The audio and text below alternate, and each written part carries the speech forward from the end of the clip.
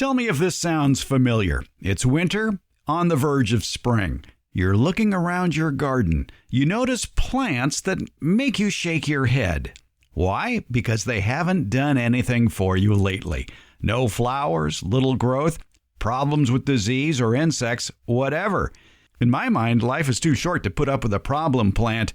If it hasn't performed for you in the last 3 years, maybe it's time to do something.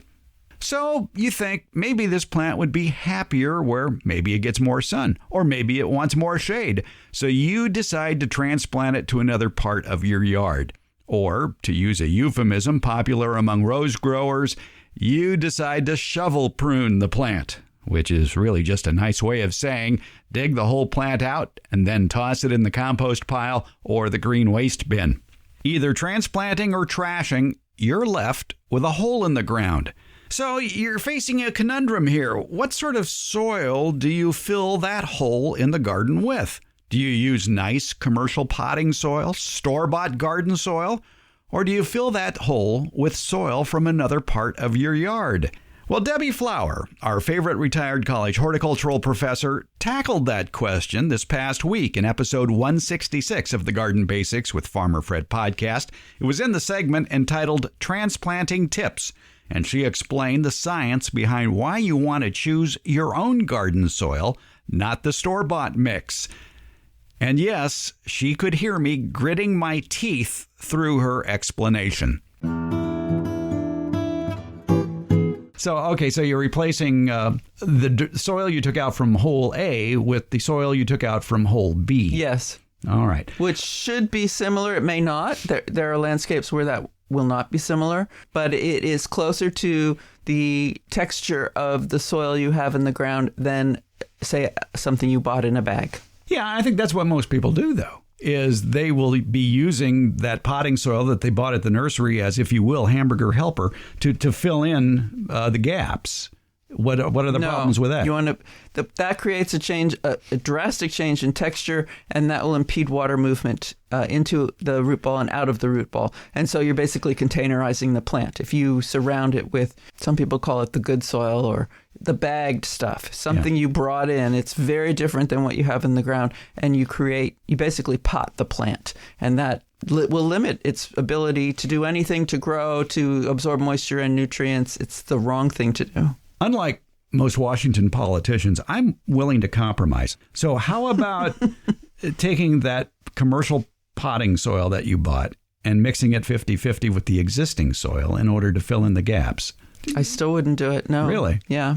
If that is done sometimes to create an entire bed, you're creating a new bed for your annuals or your iris garden or something, some theme, a tropical section, and you want to make it easier to plant in, you want your plants to take off really well, or you're doing lawn, then some amendment that comes in a bag, some sort of container soil, it's always organic matter, is mixed in with the top of the entire bed, the topsoil of the entire bed, at a 50-50 at most. It should really only be 20% of the new stuff. Okay, see, you are willing to compromise. Okay. I'll go 20%.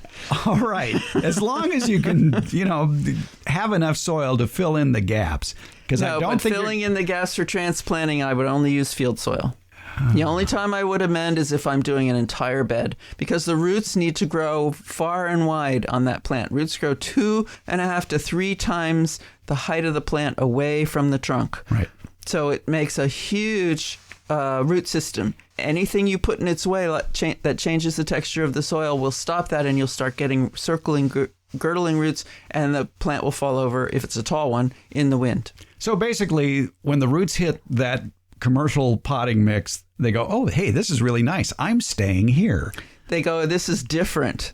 And I'm staying where I know what's going on. Oh, okay. So it even stops before it hits that soil, or just as it hits that soil. Right, because there's a change in moisture. The organic matter can either dry out faster or it can stay too moist. There's a lot of variables in there. But it's a drastic change in texture. And so the water movement stops at a drastic change in texture, and the roots won't go there. You're destroying the entire bag soil industry here. Well, that's kind of what I was going to say, is it's an industry, and the myth that you need to amend, and amend means till into your field soil, comes from them, I believe. I don't have proof. Using it on the surface, if I had a whole bunch, somebody dumped a whole bunch of bagged goods on my driveway for some strange reason, I'd open them up and lay them on the surface. Use it as a mulch. Then you have two different layers of soil. Right. And then you have a watering issue. The water would stop after it got through the really porous stuff. That's right. It does. It goes through the porous stuff. It stops at the field soil, and it penetrates the field soil at the rate the field soil will accept it. All my plants have their roots in the field soil, and so they get the water at the same rate. But the mulch on top will break down over time if it's organic and release nutrients to the plants. All right. Riddle me this then. I'm building a raised bed. Obviously, I need a lot of soil to fill that raised bed. How much of the new stuff should I incorporate with the soil layer at the bottom of the raised bed, at the foundation there? Well, and how deep? Yeah. The first is, how deep can you go?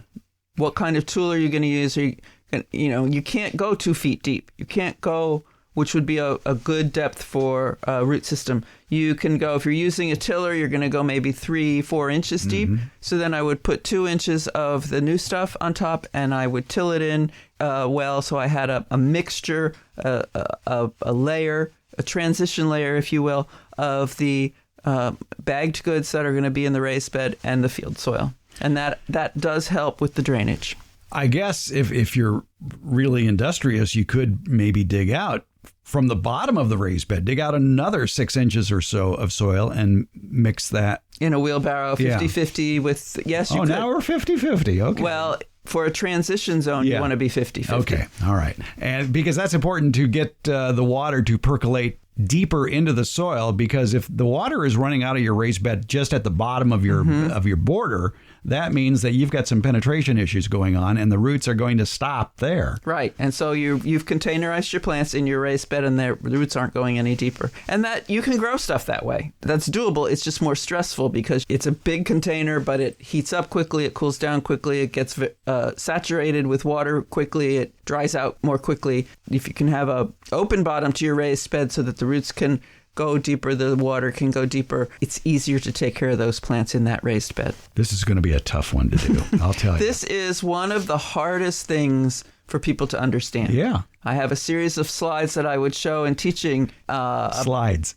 Yes, slides, which I digitized, and so then I made it a PowerPoint. But I initially got them as slides. But it's physics of soil and water, and that has not changed over time. And it was done in a laboratory at a college, and they at a university, and they put sand over clay, clay over sand, gravel in the middle that went side to side, gravel in the middle that was just as if you dug a hole and only put gravel in the bottom. Water avoids that gravel. It goes totally around it. And so your plant will have no water underneath it.